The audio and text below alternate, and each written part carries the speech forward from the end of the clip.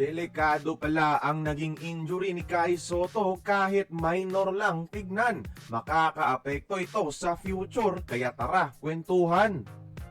After 1 year, nakita na natin ulit si Kai Sotto in action at maganda yung naging defensive presence ng ating kababayan.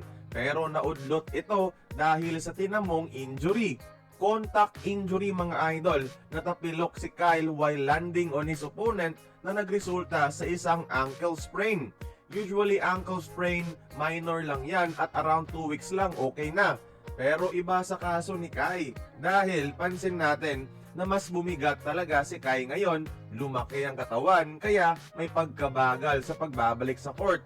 At yung isang simpleng tapilok can lead to serious consequences. Dahil mas mahigit na timbang ngayon ang i-absorb ng kanyang ankle pagkatapilok dahil nga bumigat siya. Dahil na din sa bigat, di ba, bumagal, yung reflexes bumagal rin.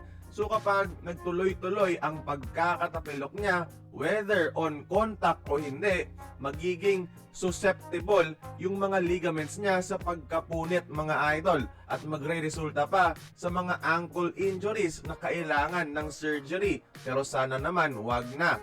Simpleng tapilok lang pero hindi maganda magiging epekto kay Kai, especially sa kanyang current conditioning. Sa ngayon, first ankle sprain pa lang naman yan at kaya pa yan ipagpag ni Kai Sotto.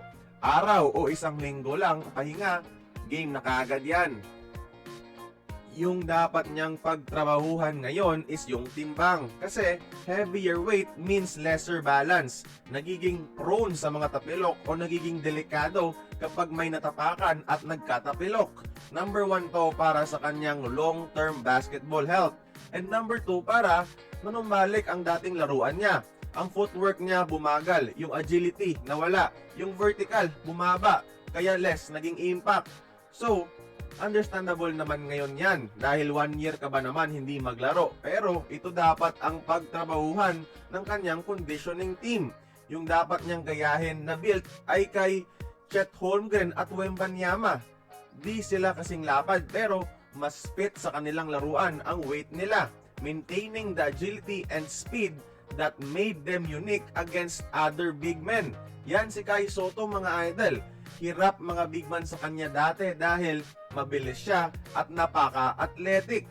Sana his road to recovery will include conditioning as well.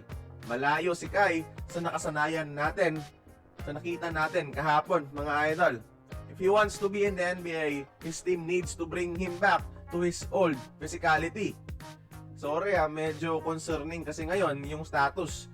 So kayo mga idol, tingin nyo, kaya pa ba ni Kai makatungtong ng NBA? Join the conversation, magkomento lamang sa baba.